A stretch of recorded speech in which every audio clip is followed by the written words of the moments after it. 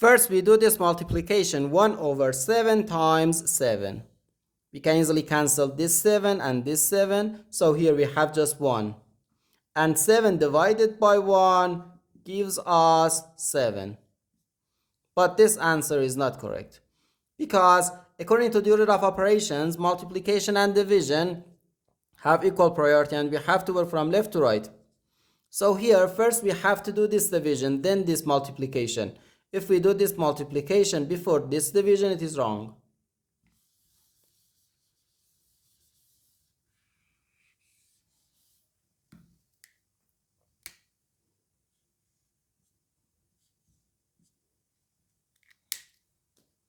So first we have to do this division.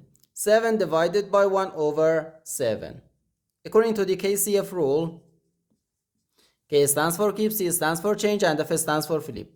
We can write keep the first fraction, change division to multiplication, and flip the second fraction.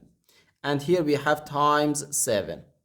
So 7 times 7 gives us 49, and the 49 times 7. Okay? 7 times 9 gives us 63. So we write 3 here and carry 6 here. 7 times 4 equals 28, and 28 plus 6 gives us 34.